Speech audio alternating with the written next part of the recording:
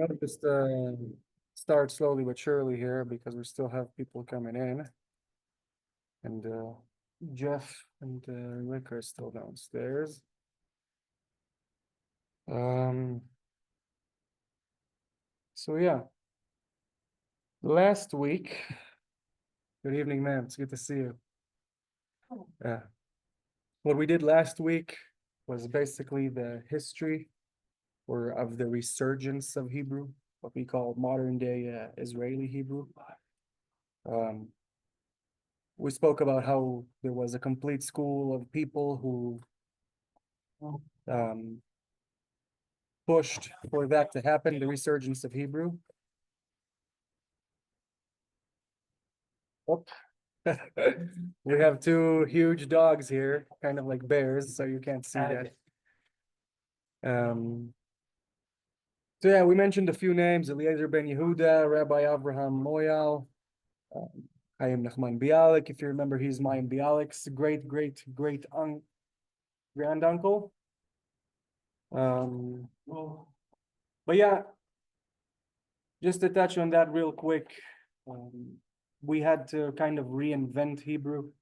What happened is that a lot of words, a lot of notions did not exist yet. We spoke about the field of medicine, that all of a sudden new procedures, new processes, medicine came into be, and Hebrew was older than that.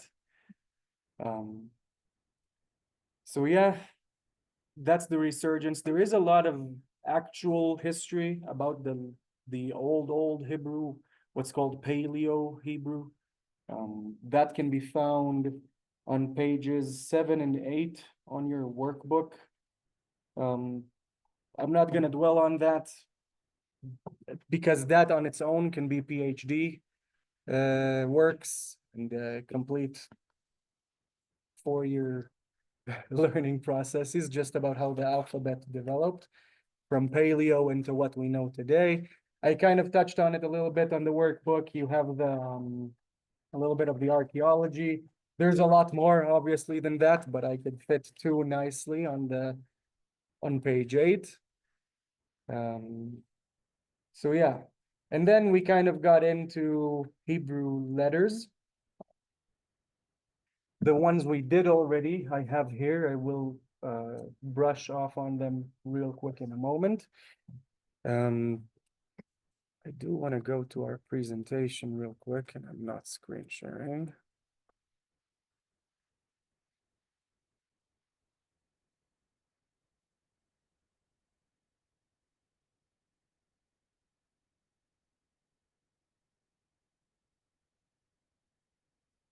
Yeah, we said this. Okay, so what I wanted to, I kind of forgot to touch on it. I was in a hurry to get to the letters. But I wanted to say we have 22 letters in the Hebrew Alef-Bet. 5 of those letters have an extra shape, a final shape, meaning the way it is written at the end of the word. All of those letters are consonants. Ancient Hebrews knew how to speak them with the right dialect, with the right emphasis, with the right vowels. As we spoke about last week, we kind of lost a lot of the sounds. And what happened is that our rabbis, the sages, or people we call Bahalei HaMesorah, or with an Israeli dialect, Baalei HaMesorah, that was around the 8th century. What they did is invent the dot system, what's called the Nikkud. Nikkud literally means dotting, okay, in Hebrew. And I'll touch on that as I move on. But it occurred to me last week, Dr. Silver, sir, that you asked about the dots and I didn't touch on them. As you can see, except this letter here, there are no dots. We spoke about the reason why. I'll get to that in a second. But right now, all of these letters are consonants. Okay, so if I go back, for example, and I'm going to stop sharing for the sake of this, so you can see my screen and the blackboard. So we spoke about this letter, for example. Does anyone remember what it's called? Aleph, of course. Thank you. Awesome. Right now, unless I give it a vowel of some kind, it can be this, it can be this, it can be this, it could be a cajillion, any one of a cajillion vowels. Right now, with nothing, it has no sound. It's like a bet with no vowel, the gimel will be g, g. Just so no sound, no vowel. Does that make sense at home? Okay, awesome. So, but obviously, letters make sounds. What do we do? Or what did Baalei HaMesorah do in order to make sure we read everything right? The Torah, the prayers. They invented the Nikkud system, the dotting system. That hopefully what we'll do today is finish the letters and get to the vowels and do some exercise. I do want to say Israelis don't use vowels every day. I have an example here. I have the Hebrew version of Harry Potter and the Chamber of Secrets, thanks to James Greenbean, who just saw it somewhere and got it for me. I'm going to pass it around. You'll see there are no vowels, except where? When the word is foreign and we do not necessarily know how to read it. So after we finish all of this, what I'd love to do is really just pass around. At every page here, there's at least several words that are voweled. Usually it's names. So the spell. What about the spells? Spells as well, ma'am. So they will be voweled because, yeah, there's no equivalent in Hebrew. But the point I'm trying to make is that vowels are there to help us understand how to read. It's very important to understand it and understand it well. I want to dwell on letters and vowels because if we get them right and get them well, later on it will be a lot easier to build words and build sentences, and all of a sudden we can speak Hebrew. So we spoke about Aleph. You know what, let's write an example with Aleph, just real quick. No.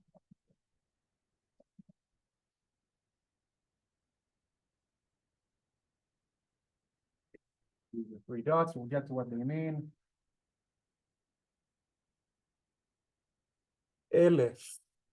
All of a sudden, it's not Aleph, it's Aleph. Why? Because these three dots tell me that the Aleph is supposed to sound like an E. We will get to it. Same for the Lamed, and that means 1,000. Okay, so the number 1,000. This real quick. Tell me if you can see it when I write this.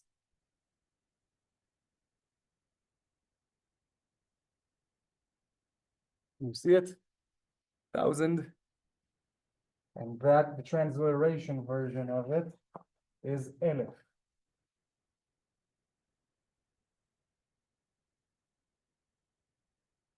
Questions? Home and classroom? Okay, good. Brings me to the second letter, Bet. We have two versions of it here.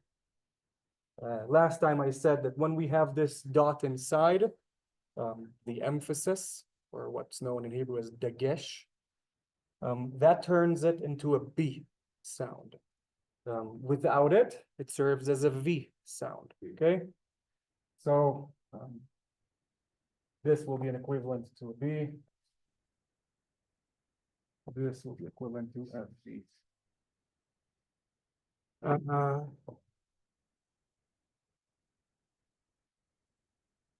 We gave an example last time, bar. Let's do another example. Below it, we'll begin downstairs.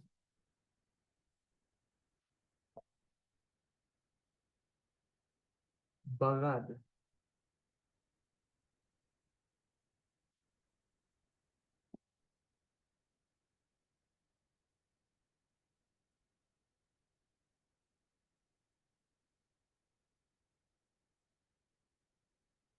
We have the bet with the emphasis, making it a B. We did not speak about these vowels yet. For the sake of right now, they make an a sound. Ba, ra, d. This is the Daled, looking like a small pickaxe or an ice axe. Barad, which means like hail, hail.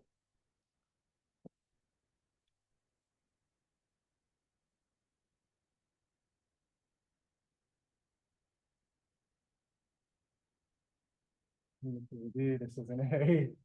Forgive me. And we said this is a hail.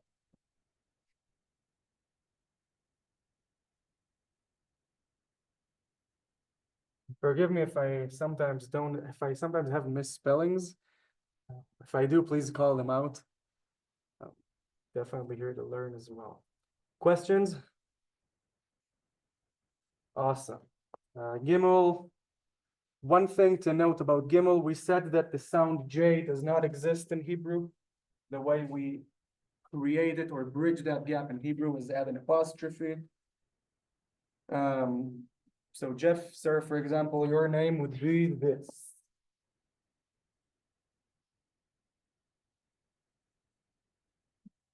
That's you. Yeah, the apostrophe. Jeff. The Gimel is technically equivalent to a G, to a G, okay?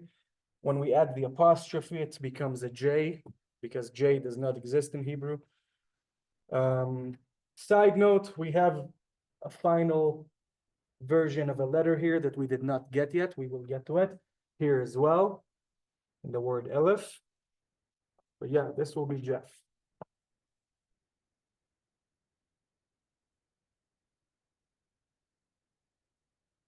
I know Jeff is with double Fs, but yeah, for the sake of transliteration.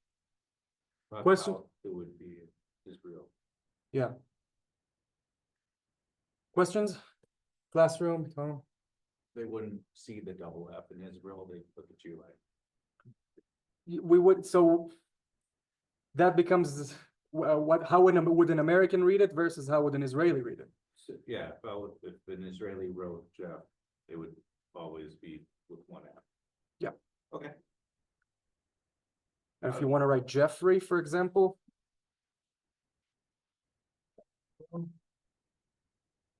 But you can still see it when I write there. Can you? Here? No. Okay, so I'll erase Jeff and write it here. Jeffrey. You hear how I said Jeffrey?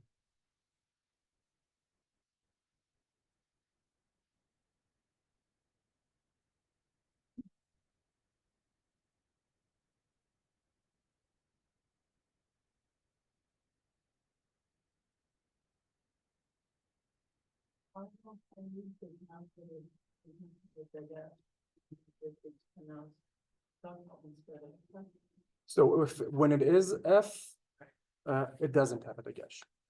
If it would have, this would be a Jepri. Oh, interesting. Jepri. Okay. Got it. All right. No, by all means, that's a good question. Thank you. Is the Gimel the only one with the apostrophe, or are there other letters in? There are, sir. I'm trying to get to them when we get to them by order, but we'll get to everything, sir. If you remember, we said also that TH does not exist in Hebrew. CH does not exist in Hebrew. Sorry. Het does not exist in English. So yeah, Jeffrey. As you can see, single one pay, and this is, we're having a preview here, is the start and middle form of the letter pay that we did not get to yet, but here it's in the end of the word, so it's final. Was that clear, or did I stumble upon my English here? Yeah, awesome. Good. Dalet. We said it's very, very deliciously acts as an equivalent to D. No funny business like with a Bet or Gimel. Let's think about a confusing word. Last week we gave the example for the word door, delet, you remember? Now I'm gonna write the word dor in Hebrew, which means generation.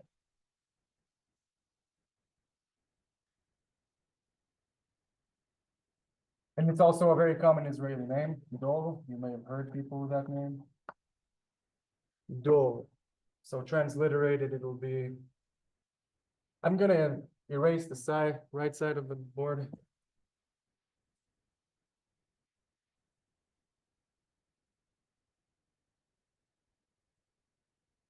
Right, can you still see this way? Okay.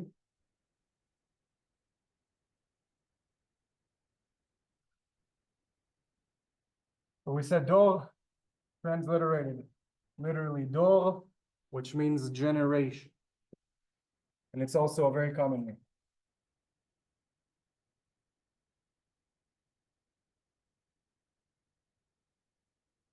I have a bunch of friends who are doors.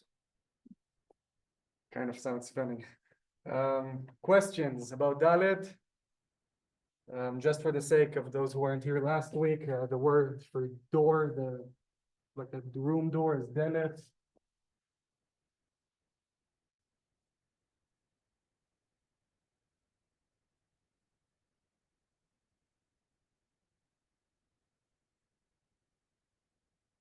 Means literal door in English. And yeah, transliterations get confusing. Questions? Awesome. We spoke about hey. I said that if I add an apostrophe, it's the creator's name. I also said we avoid usually writing it down like that.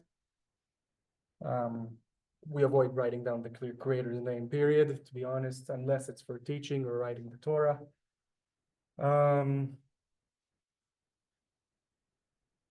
I think I gave an example last week.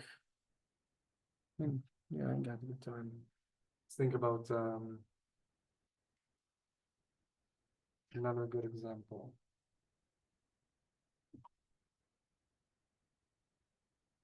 Blacking out now, but I need to think of a word in that letter.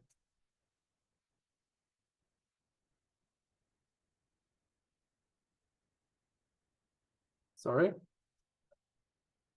You know what? So that's a good example. Let's talk about it. I'm going to write it down right. So Hatikva, that actually kind of gives us a preview of what we're going to study next. There's a word with a prefix here. So a word with something before it. Down.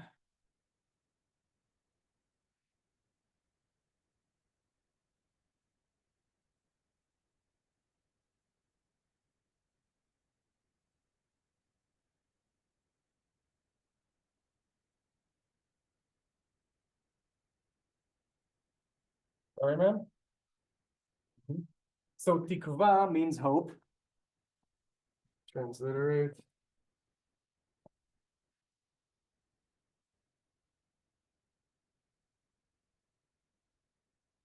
Means hope. Ha tikva means the hope. So that's actually a good point, ma'am. Whenever I say ha something, ha rav, the rabbi, ha bet knesset, the synagogue. We will get to it in a more organized fashion, but just because it's a good example, and I forget, no word is coming up for me. Nothing that starts with it anyway. So then when I add the hey here,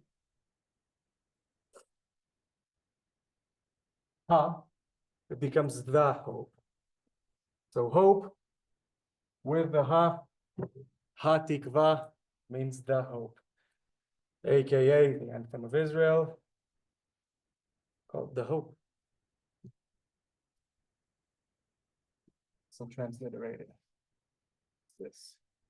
And what I'm trying to do in the workbook, for example, is that whenever there is a prefix, I'll capitalize the next letter. So the first letter of the word tikva, I'll try to have the prefix and then capitalize the first letter to make it easier for you when working in the workbook. to know, okay, there's a prefix here, which is actually the next subject. Questions? Okay. Okay, so that was hey. We actually have a good example here of how the vav, we spoke about the vav last time, it acts like a V. So ti, ba, and the hey carries its sound here at the end of the word.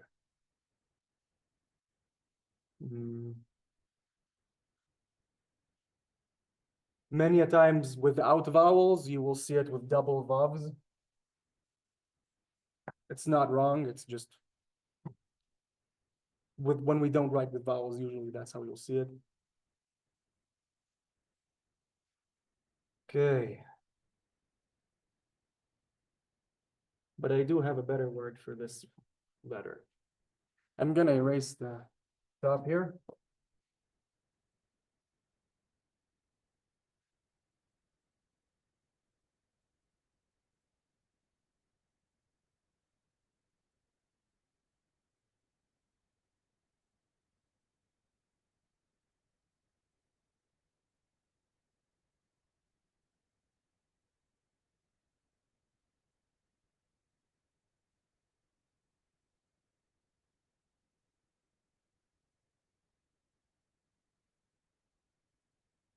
Okay.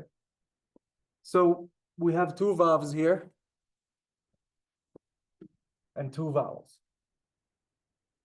This word is read varod. Varod. I'm gonna transliterate.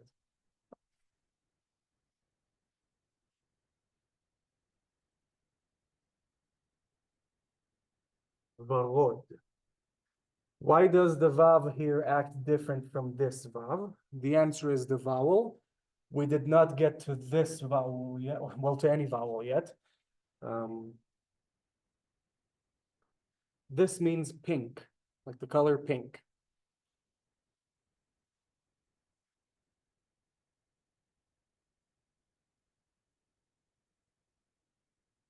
Okay.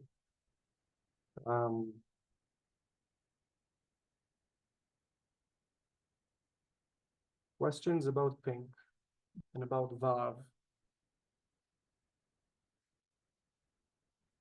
Okay, good. Erase here, move on to the next letter. Sorry, sir? Is Vered, Vered? yeah, a rose, Yes, sir. so Let me write it down. Varod is pink and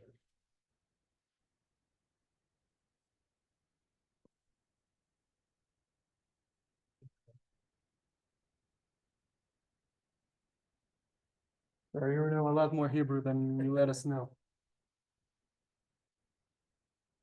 Vered. Vered. You'll see, it's also a very common name. So May I ask a question? please do. Just with the resh, and I heard you said it both ways. You went verod, and you also went varod.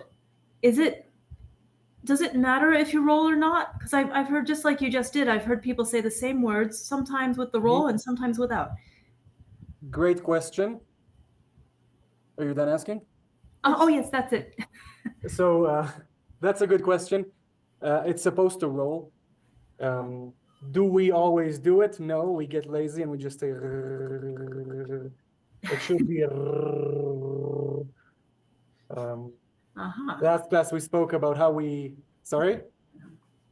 Oh, nothing. I'm sorry. I'll mute. No, by all means, it's a good question. So we spoke last week about sounds we lost.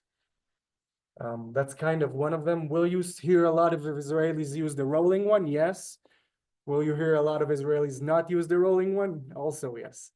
The correct form is the rolling one. Yeah. Yeah, it's easy for you, sir. And I said rose. Vered, Rose. Um, Questions? Yes, ma'am? Yeah, so if both the vav and the aleph can be kind of silent carriers of vowels, how Mhm. do you know when to use the vav, like you did in Barod, and versus the aleph? Is there a specific rule?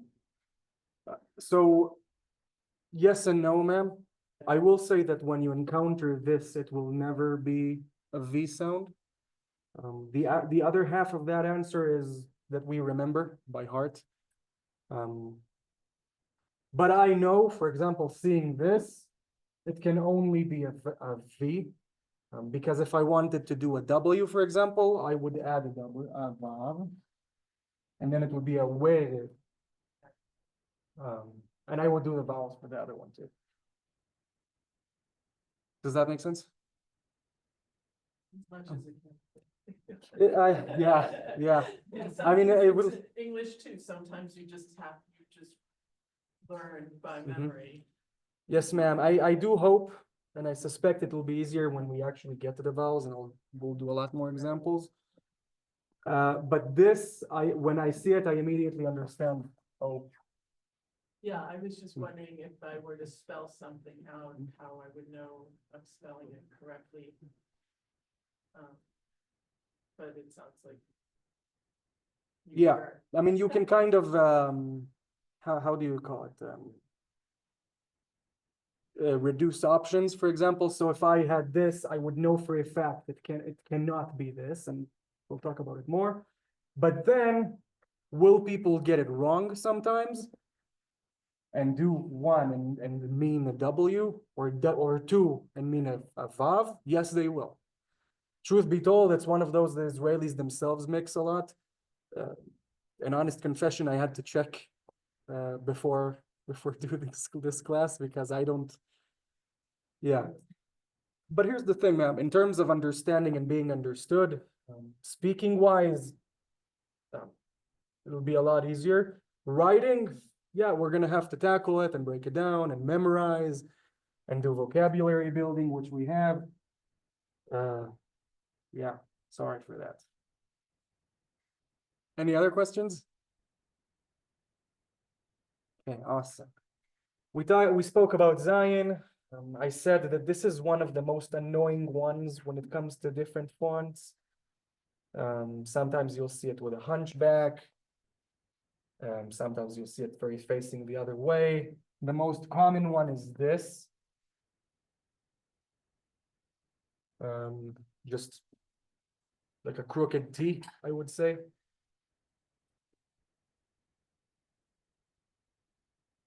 Let's write a word.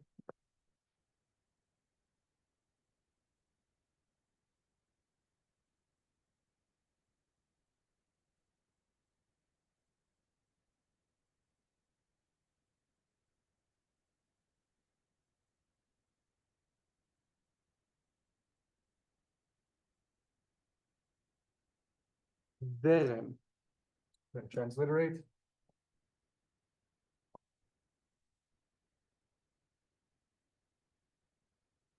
Then, which means current, like the current of water.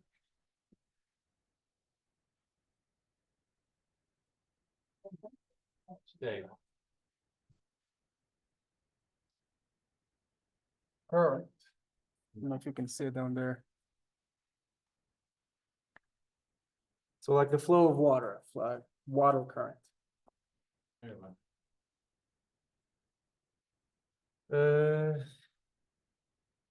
Okay, awesome. And I do want to run through these and get to newer letters. So I have a question, I think I know the answer, on current. It can also be an adjective like current affairs. That Yes, could be a ma'am. different word, I assume. Say that again, sorry. The word current can also be an adjective, like current affairs. Oh, Would that be a different word? that would be a different word, man. That's what I thought. That would be a different word.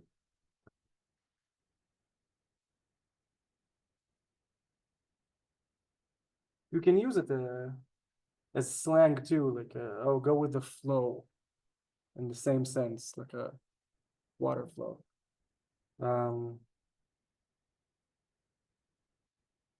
Unfortunately, the one for recent affairs is not that easy. So when we're a little bit better at things, then I'll tackle that. No questions. I'm moving on. Erase all this.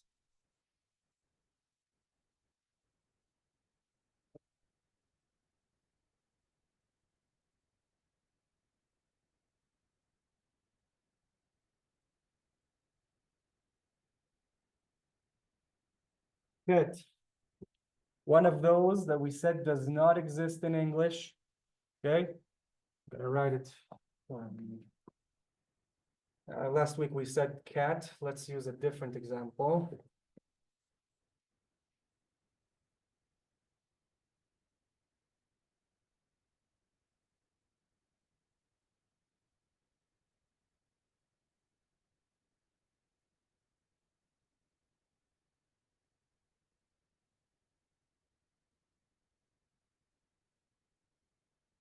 Okay, this is transliterated into cheder.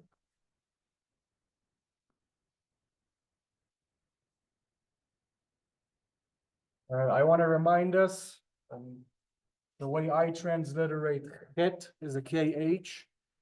You will see Israelis using CH. It is wrong. Cheder. Okay, KH for het. We said last week it's one of those that Arabs laugh at us. Ma'am, it's one of those that we get wrong, by the way, grammatically. Het is supposed to be a lot more throaty. It's supposed to be ha, ha, ha. Yeah, we don't say it like that anymore. It's he, which is very Eurocentric, by the way. Yeah, so we speak it wrong, but that's how we speak nowadays. Cheder. How is it supposed to be? Cheder, which means room.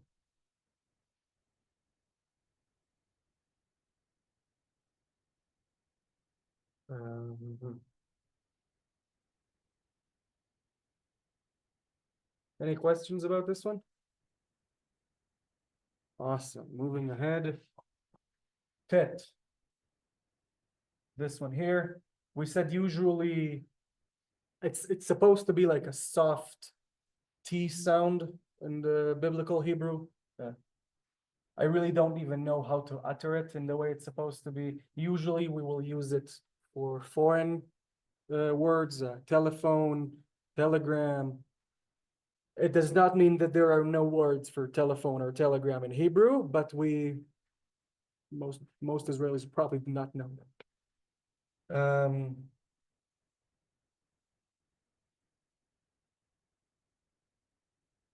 Last week we gave the example of tov, good, good. Let's give another example. Bless you.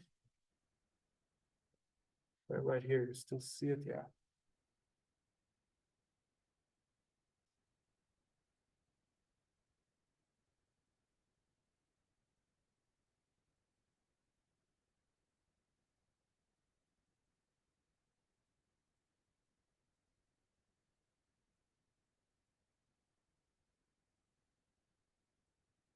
This is uttered, terem, terem. I'm gonna transliterate here.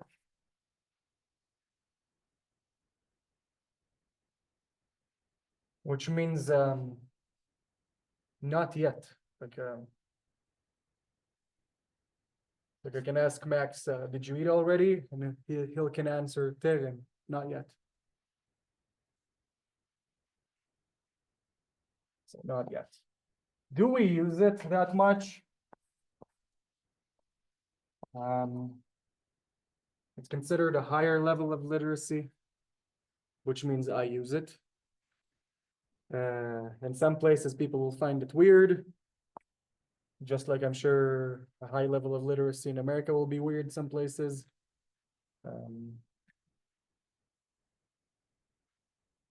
Will it use us? We want to. Questions about it before I continue on to Yud? Okay, so a question. So if somebody asked, is dinner ready?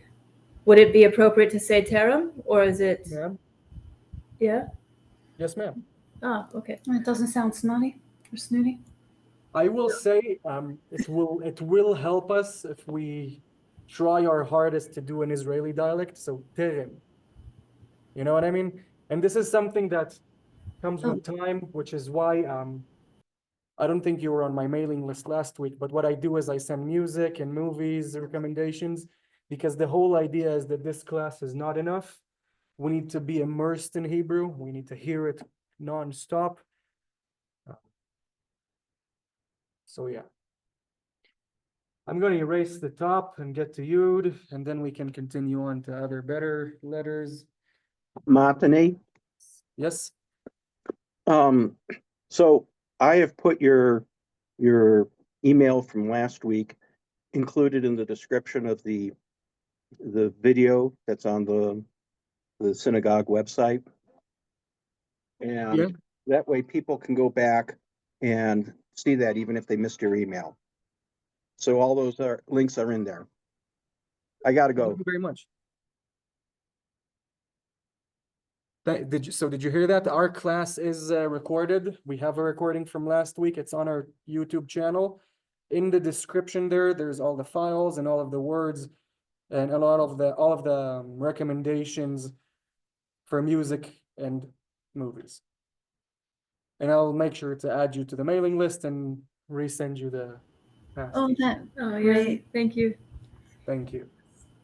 Thank you, Jason. Continuing on. Yud.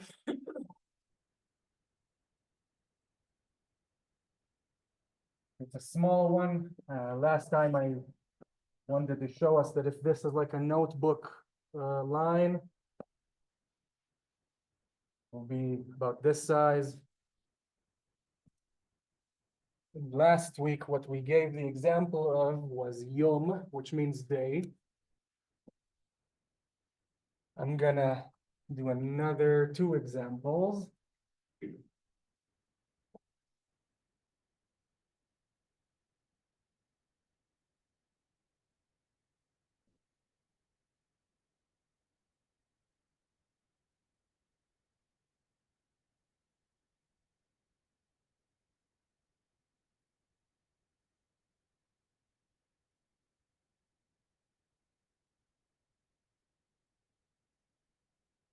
Okay, 2 examples here of the letter Yud or Yod, depending who taught you. The first one is uttered Yeled, Yeled. I'm going to transliterate.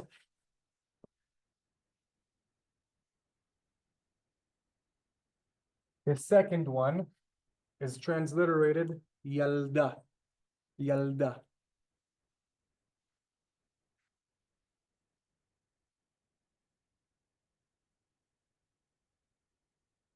Okay. Yeled means a boy or a kid who's male.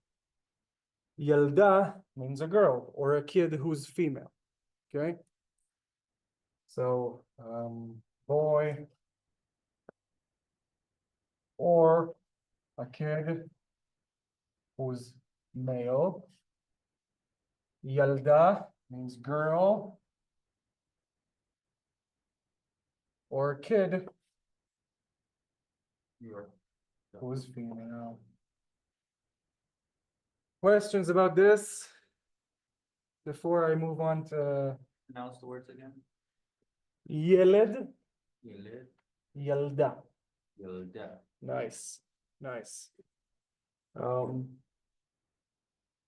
I do want to have a side note here. The biblical form of Hebrew will have a lot more vowels.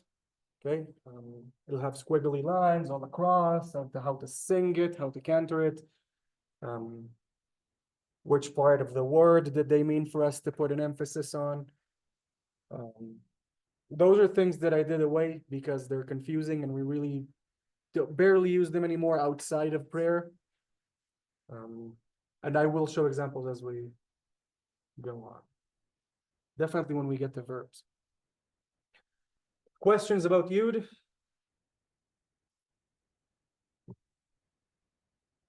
Okay. I'm going to erase the board and get to the next letter.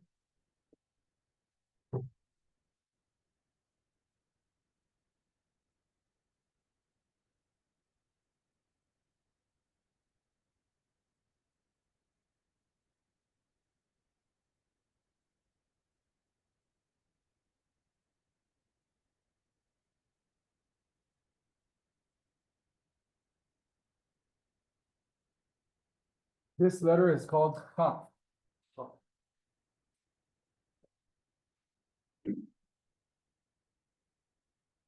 I'm going to add a companion next to it. It's the same letter with the emphasis inside it, making it sound like a K. So it's Kaf.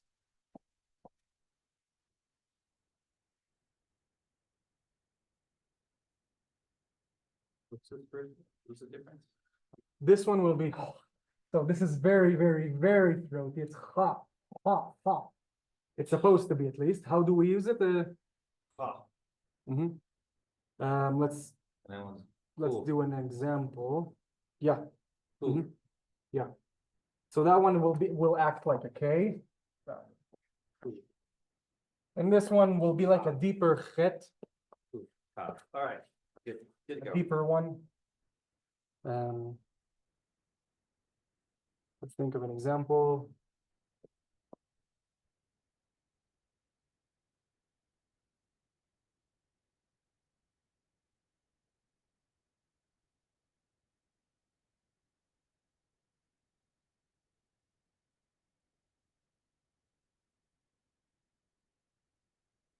Kahol. Obliterated. Kahol. So we have the emphasis here, making it sound like a K. Kahol, Oh, which means blue. oh.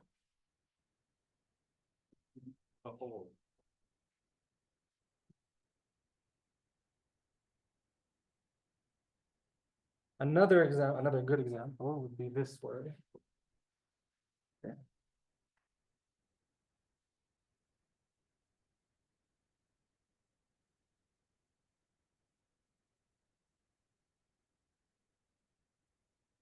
This word is uttered kacha. So we have the same letter, one with an emphasis without, one without, kacha.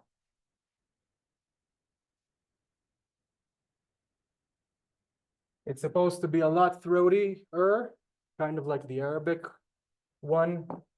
Do we use it like that? No. Kacha. What does this mean? This means like this. It can also mean just because.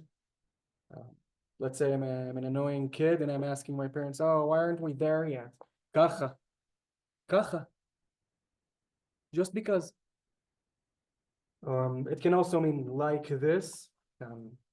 How do you do that? Kacha. Like this. I was kind of contemplating whether to use this example because it's context based. A lot of Hebrew is, a lot of English is as well. Do you need me to write down the translations? Or did that explain it? This.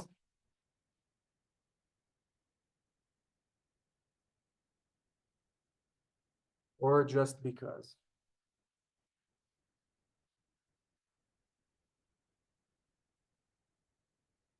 You can see it on the screen.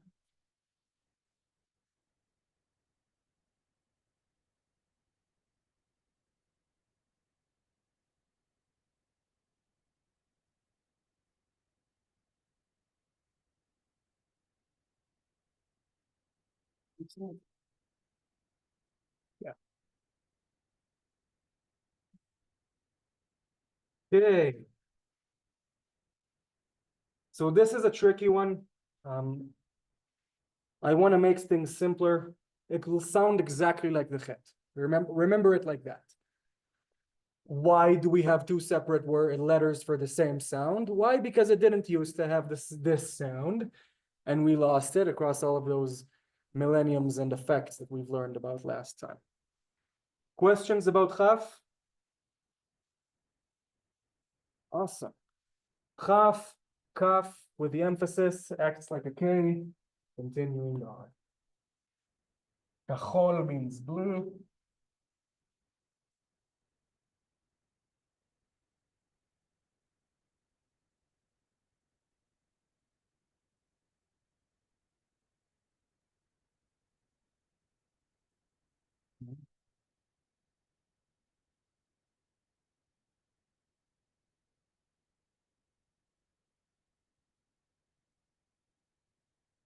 Another easy one, hooray.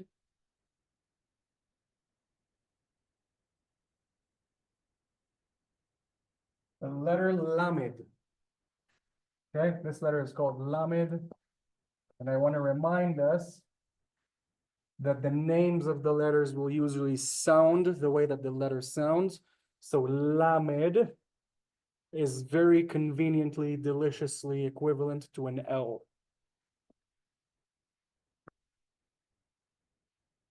We saw it on Yeled, Yalda, Kachol. Let's write another example.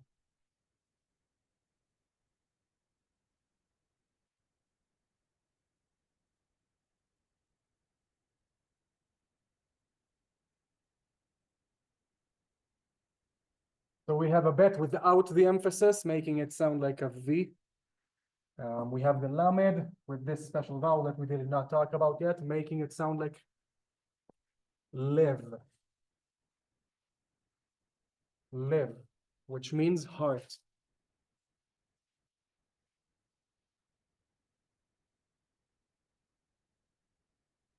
Heart. Live.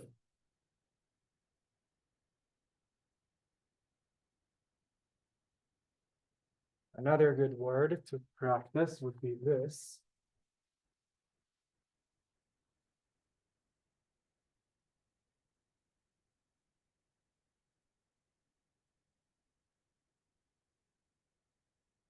This is a question word.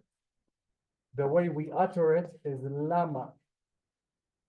Lama, which means why, or the literal animal llama.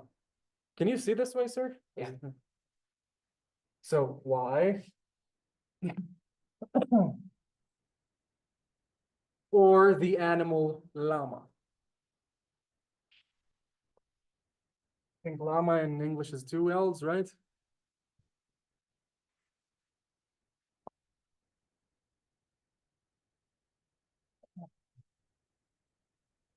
Llama. Llama. They can hear the difference with an English dialect, llama. With an Israeli, lama. And we did say last time that Hebrew vowels are kind of like Latin, a, e, I, u, unlike a, o, u, and so on and so forth. Questions before we move on? Online in the class? Good. Gonna erase the top. And then another easy one.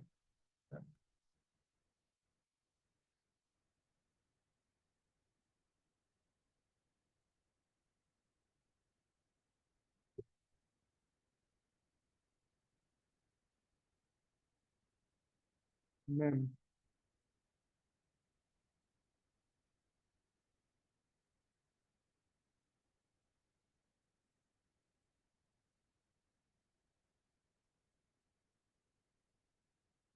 Mem. Which obviously equivalent to what? M, I'm gonna erase here.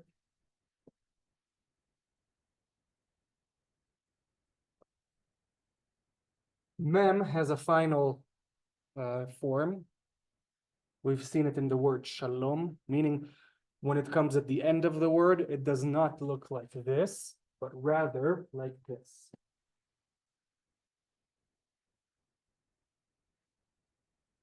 Why? Sorry? Why? Well, that's how they made it up. Okay. Okay. But yeah, so let's say if I go back to the word shalom, for example.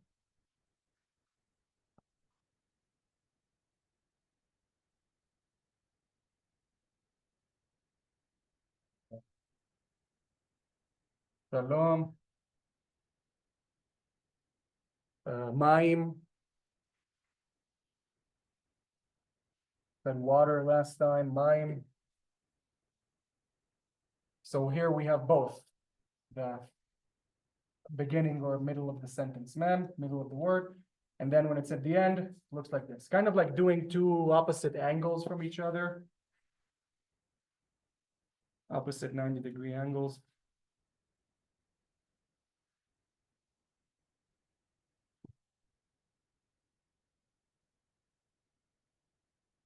Water, shalom.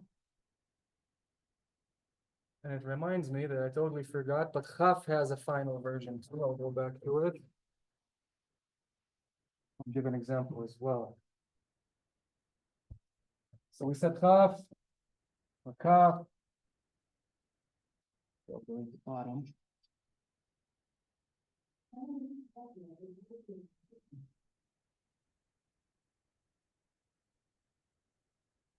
Yeah.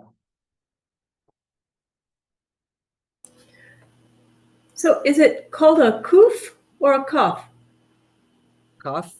Is kaf? Okay. There is a letter called Kuf. We did not get to it yet. Oh. Oh, okay. So you- Kuf looks like this. We did not get to it yet. oh, okay. Oh, thank you. But just for the sake of fixing my mistake of not showing you the final version, the final version will look like this. Sometimes you'll see it like this. So when I was taught growing up, this is what I saw more frequent. Now what I'm seeing most frequent is this. An example for both mem and final chaf would be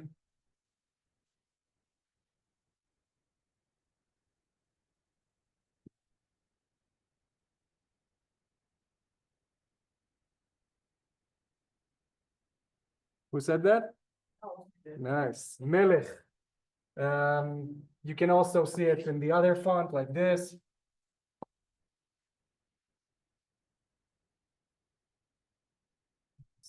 Oh, here.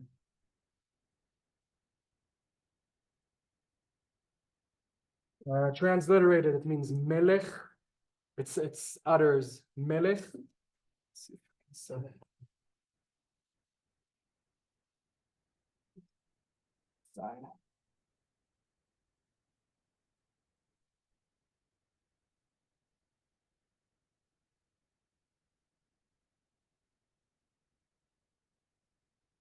Melech, which means king. Okay, means king.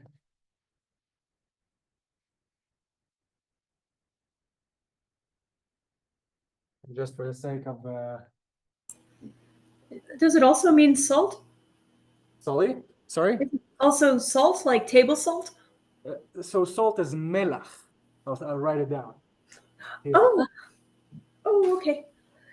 Oh, see, good thing we're taking this. But that's why that's why the catching the sound is very important now. Melach. Hmm.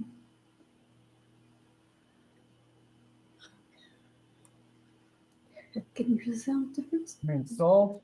No. I'll delete this shalom and show you how to write queen for the sake of being equal.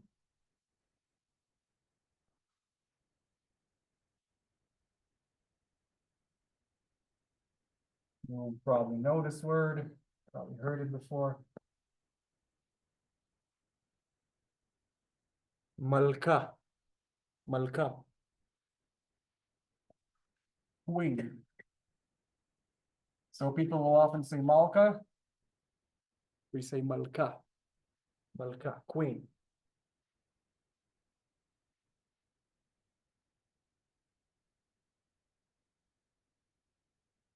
Yeah, questions about final mem, final kaf, any at all? Yes, Max? When you add the two vowels at the end of melech, what does that do? So this is a vowel that means that there's no vowel. Okay, so there's no vowel here, right? Melech. No vowel. This is what this vowel means. The sound is no vowel. But we didn't get to it yet. Okay, I'm continuing on. Another one that has a final form, and we're almost done with those though. I'll write it here.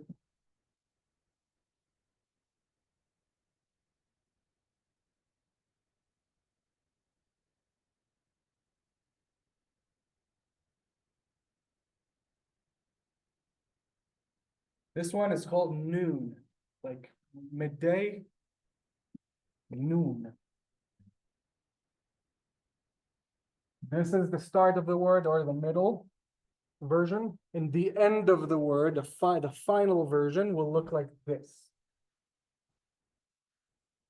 Okay, so if I have, for example, I'm gonna erase the bottom here so I can write.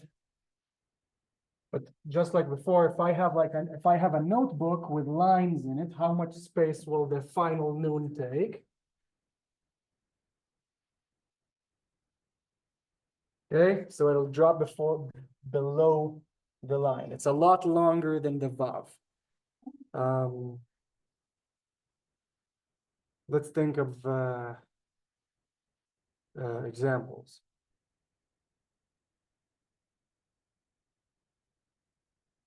Two examples, one for the beginning and one for the end.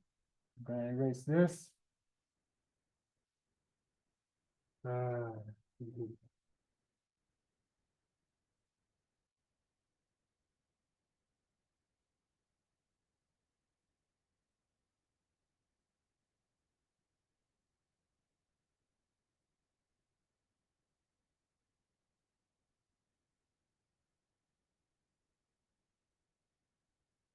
This will be uttered nesher, nesher, nesher. Transliterated. Nesher, which means eagle, eagle.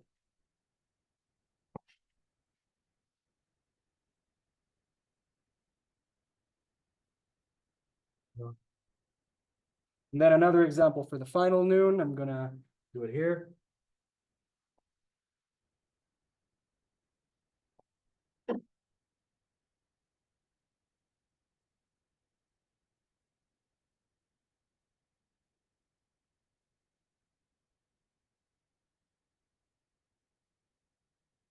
So you can see this is a vav, this is the final noon. The final noon is a lot longer. It can very easily just be this, but I'm trying to exaggerate so you can see the difference. This will be uttered lashon, lashon, which means tongue,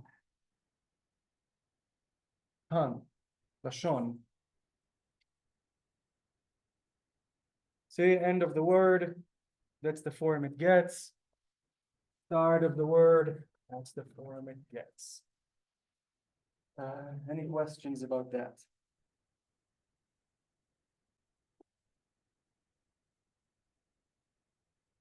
Okay, so far we went through three letters that have final versions. We only have two more. The next one does not have a final version. I'm gonna erase Malka and all of that.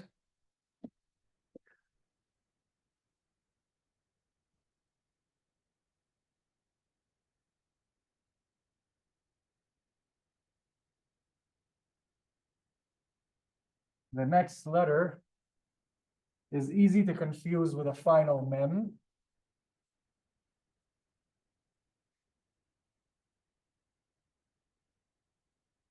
This is what it looks like. So just to exhibit the difference between that and a final mem will be like an exaggerated square. This one called samech, samech,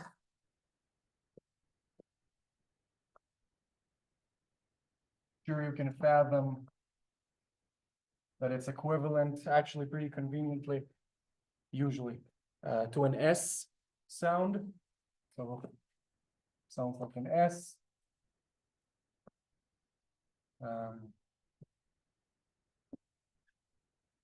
Example for a word.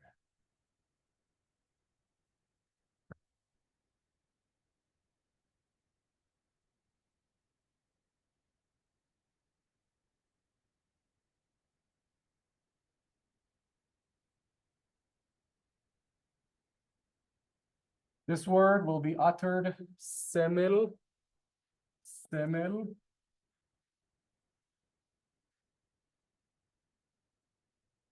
Which means symbol, symbol, Sim- symbol, Seminal, semel, cement, semel, yeah, cement. yeah. Cement. So you're putting the emphasis on the M. I don't know if you're noticing. Yeah. Semel, semel, semel. There's actually no emphasis here in this word. Just gonna Say translate. it again. Semel. Sem- What you're saying is semel, Yeah, semel, that's right. which is how an American would read it. But yeah, semel, Sem- symbol. Mm. Nice. All right. Questions about Samech? Note the bottom of it is round, so not squared. See how we put it here? Yeah. And on page 9, you do have the arrows with all the picture with all the arrows, how to do it. Continuing on. I'm gonna erase salt and all of that.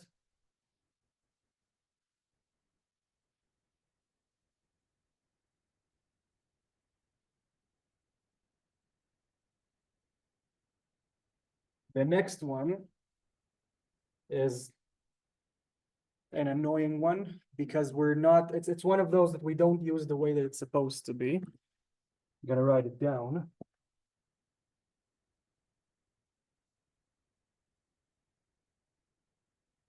Ein. Ein. How does it behave nowadays? It kind of behaves like an aleph.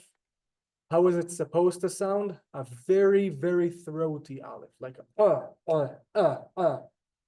Obviously, we don't use it like that anymore. The Arabs do, which is why you hear it a lot more, with the sound at least in Arabic.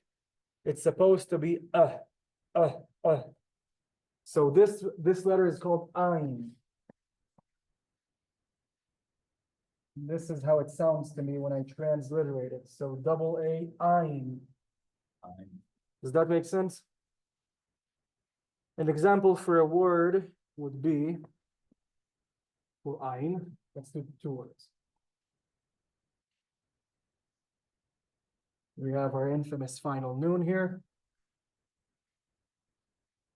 So this word is transliterated ein. This means I.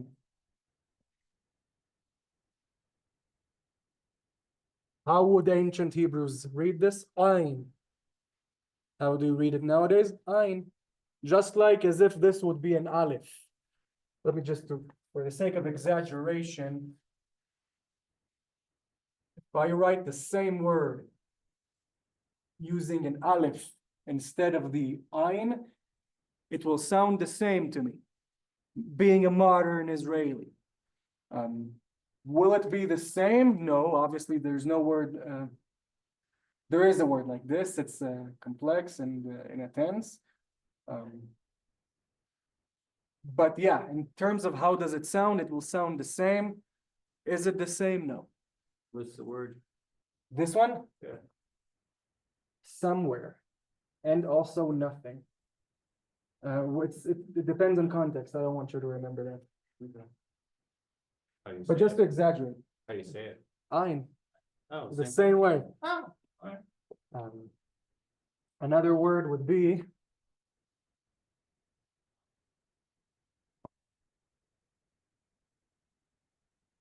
writing always gets great when I get to the bottom here.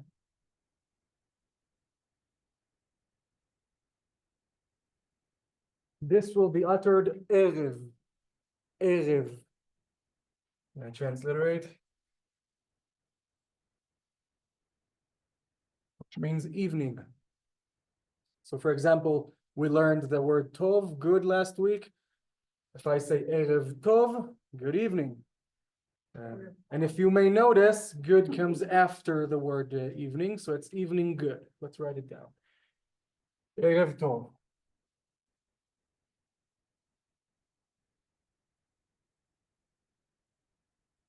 Erev tov. Literally, you would read it as evening good. We know Hebrew.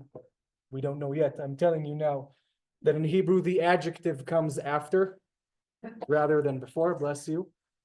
So evening good means good evening.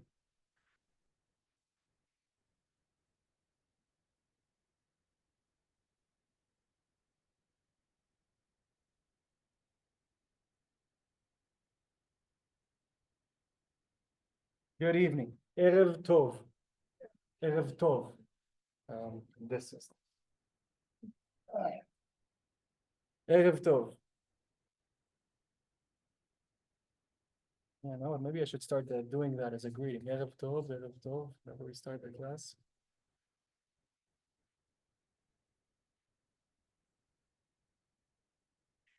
Questions before I move on? The classroom and the Zoom. Awesome. I'm gonna erase the top here. Move on.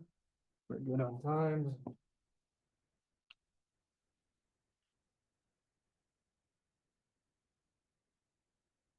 I locked the front door, there's this homeless guy out there. Appreciate you, man. Was he speaking Hebrew? Hey. Hey. He looked like Pig Pen. I'm gonna put on 3 versions of this letter.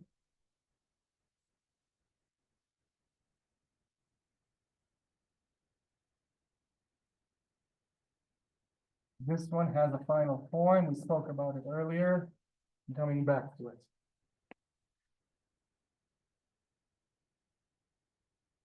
Well, Okay. So this letter is called, when I was growing up learning it, I was told that this is called pay. As the years moved on, they I'll just do it underneath. Started distinguishing between with an emphasis in comparison to without. With an emphasis, it will be equivalent to a P. And I will call it this letter pay. Without the emphasis, without the dagesh, the dot inside, it is equivalent to an F. So it'll be like a fey, an F. Okay? Again, with an emphasis, pay. Without an emphasis, pay. It has a final version. We saw earlier with the word Alef, 1,000. It will act the same way. It has an emphasis, it will be a P, pay. Without, it will be an F sound. Let's write an example.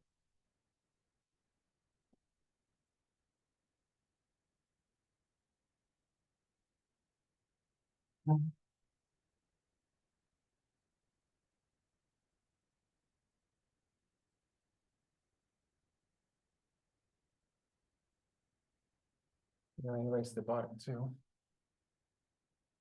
So this word, we can see the pay with the emphasis. This word is pil, pil, which means elephant.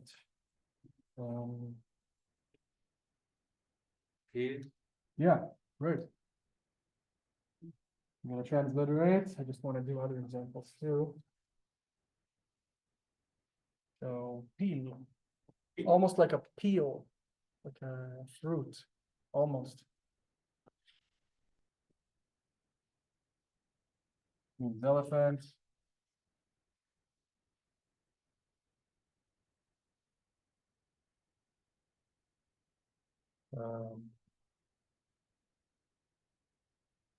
write another example.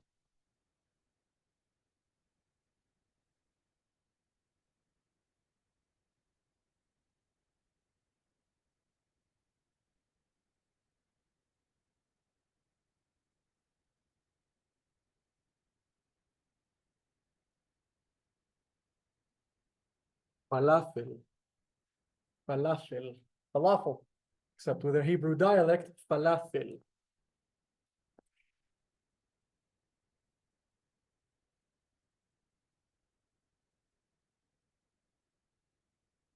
Falafel. So the pays do not have an emphasis, the gesh, the dot inside. So it sounds like an F. Falafel. Just so happens that they have different vowels. This one will sound like a fa, this one like a fe. Why? We will get to it when we get to vowels. And we're actually almost there, I think. Final form. Any questions about anything? Good. In that case, we're moving on to the next letter. And that's the last letter that has a final form. Yeah. Can I erase the top here?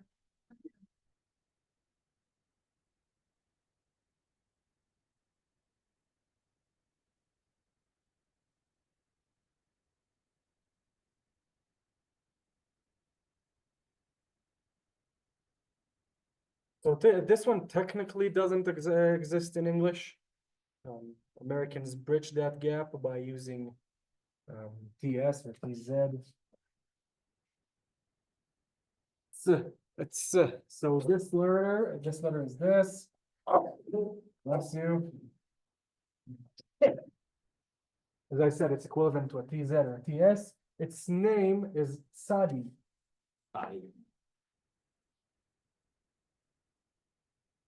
Sadi.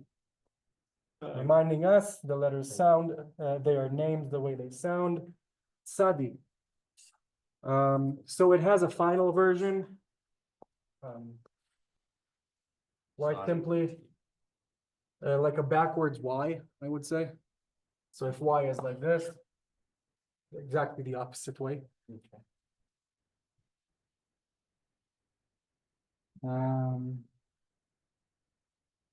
Think of a word.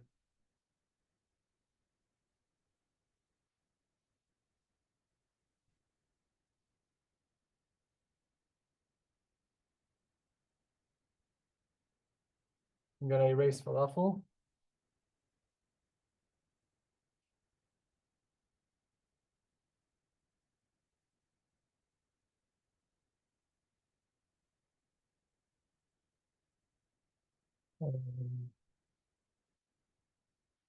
Very right, the same word, but both the female and male.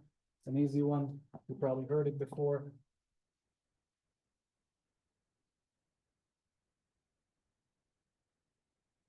We have our infamous scoop here. Male version.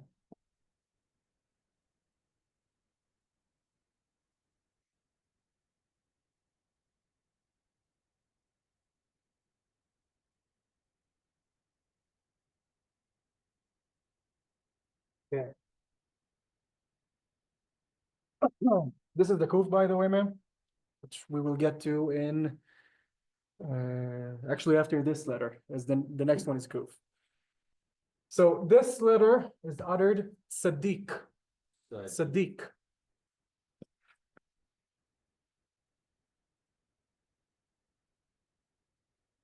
Which means a righteous person, who's a male.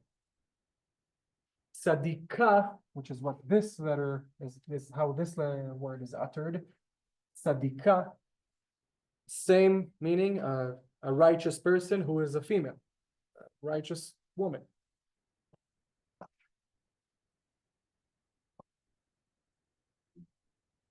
Nice. Nice, that's good pronunciation. All the females is For the most part. except Except professions, nationalities. Okay. So fireman is neutral, Say that again? a firefighter is neutral.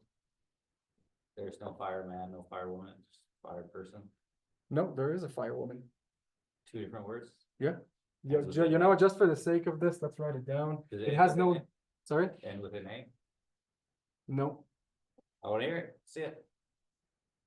I'm gonna move this to the side real quick.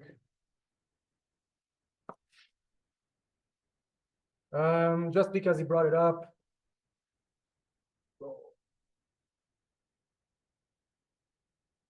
The ugliest net ever.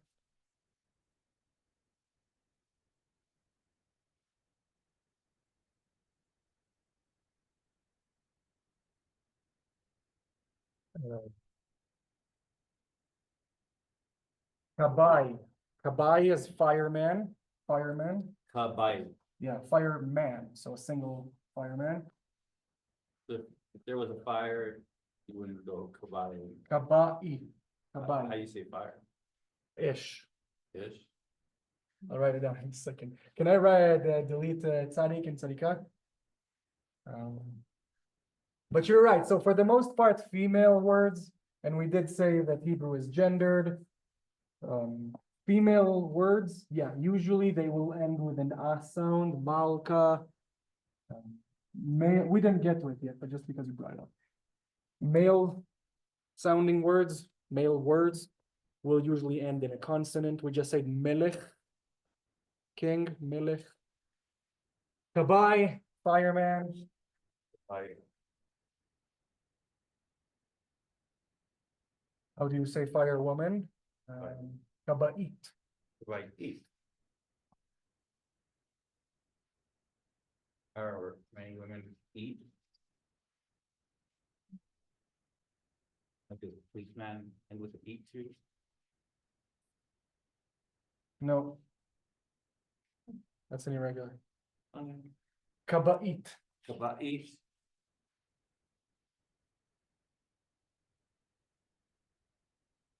So I put an apostrophe here so I can let you know that kabait. So there's a pause here.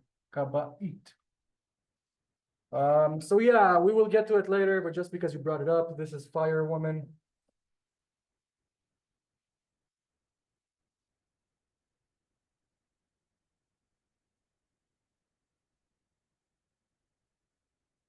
Bottom of this chart. But yeah, I do want to practice tzaddik.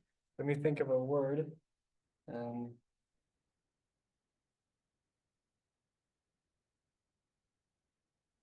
Times. Yeah, okay, so this will be the last one.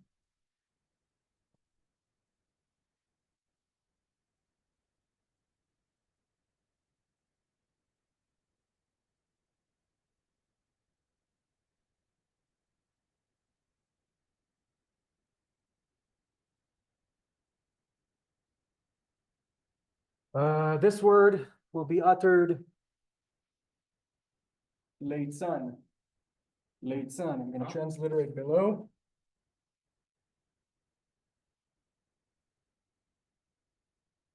Late sun, which means sun. yeah, which means cloud.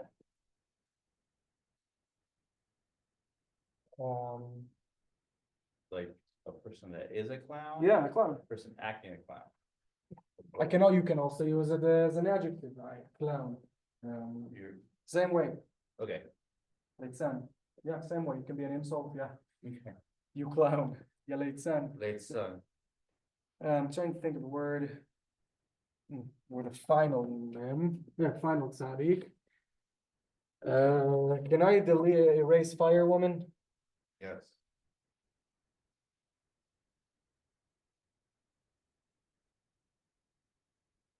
So this is late sun, which means crown. It's by kilo over there, isn't it? Sorry? It's by kilo What? market. Yeah. Or grams. Yeah. This word is uttered meets. Meets. They're transliterate. which means juice, meats.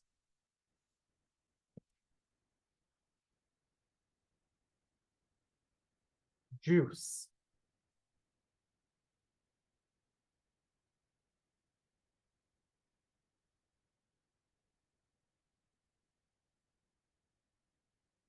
Are you guys right? I'm gonna check my presentation real quick. I'm not sharing screen. I'm just checking, right?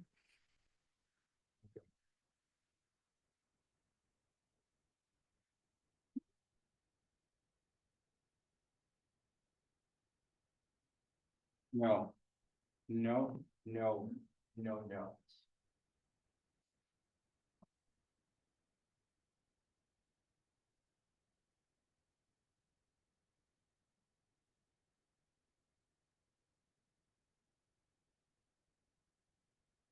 Okay, let's see here. So I will do the next letter just because it's an easy one and we spoke about it real quick. I'm gonna erase the top where it says Tzadi in the letter real quick because I do have a few more minutes before I need to summarize.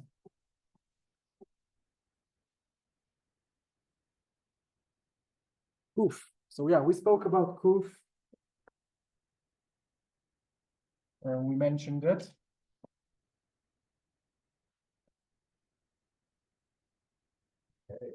How does it sound? Exactly like a K. So it would be an equivalent. Again, I say equivalent loosely, right? But how will it sound? Like a K. We already heard before that a kaf with an emphasis, a kaf, will also behave like a K. So yeah, we have two ways to say that sound in Hebrew. K. Let's think of a word. Just the first one that comes to my mind. I'm gonna erase clown and all that. So, Nice.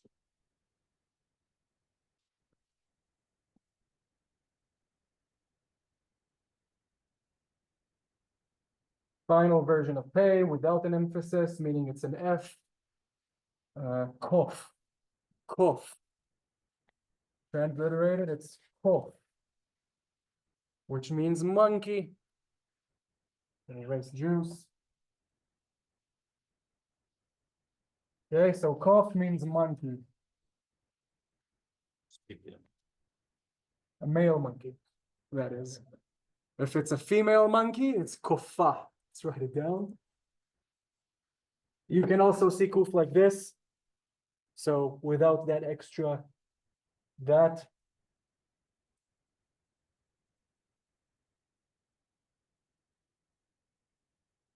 All of a sudden the pay is not at the end of the word, so it becomes the other version, kofa. Female monkey. Okay, Kofa. kofa, yeah. Kof, female, male monkey.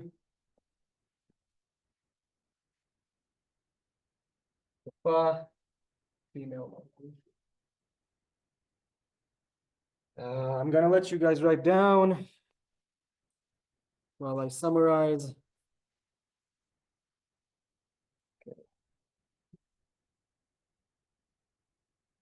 So we said we have 22 letters in the Hebrew Alef-Bet. 5 of those, as we've seen, have final versions, meaning they will look different in the beginning or middle of a word, in comparison to at the end of the word. Why kacha? We said just because. Why kacha? That's also an answer. Truth be told, to give you a full answer, I need to dive into the Academy of the Hebrew Tongue, which will usually tell you kacha, just because that's what the sages did. So yeah, I want to say, take the time to dwell on this. As you can see, it's very easy to think we heard something right, like melach. And sorry for using this as an example, man. By all means, I get wrong. I'm the worst language speaker here. But so melach compared to melech. Bless you. Let's technically a very small difference. The very small difference will mean a different word. There are examples in English, by the way. English is not the easiest language on earth. English has homophones and words that sound the same but mean different things. So yeah, as a former English learner, I can tell you that wasn't easy as well, just like learning Hebrew. But yeah, by all means, take the time. Next week, what we're gonna do is finish the letters and do the Nikkud and start words more than the 1-2 examples that we gave. The idea behind that is to cement as much as possible the sound as accurately as possible. What else did I want to say here? I'm gonna share my presentation real quick. I am gonna send the presentation via the email. You have this also on the workbook as well, but the arrows, how to do all of them. Later in the workbook, you have a place, pages 9 through 13 to practice the letters. By all means, do it. Write down the letters. It helps your memory. Yeah, some more content that let's say less interesting. And these, I do want to say there are a lot of vowels. We will focus on 10. These are the vowels we will be focusing on. I will send you all of this via the email. If you want to continue on in the material, please do. Just make sure you do that without mistakes. We have some practice for next week that I will get back to. And for the sake of work at home for next week, do pages 9 to 16.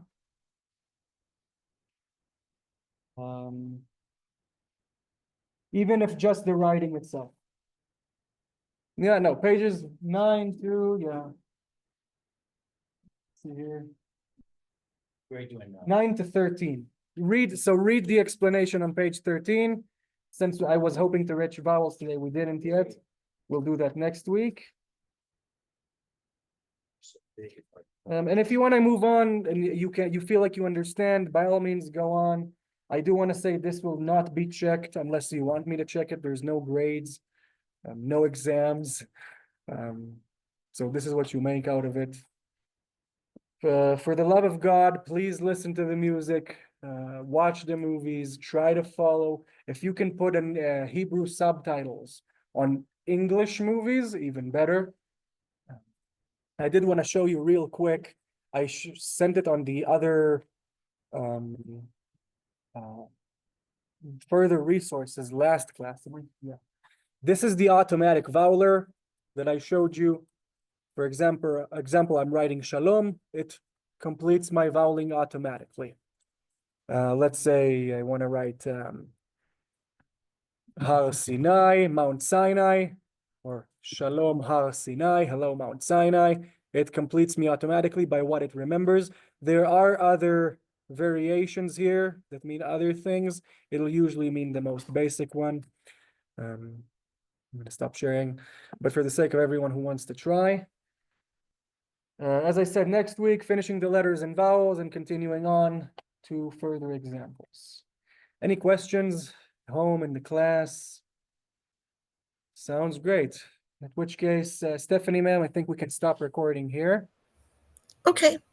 And everyone have a wonderful evening. I'm still here. I'm going to arrange the class if anyone wants to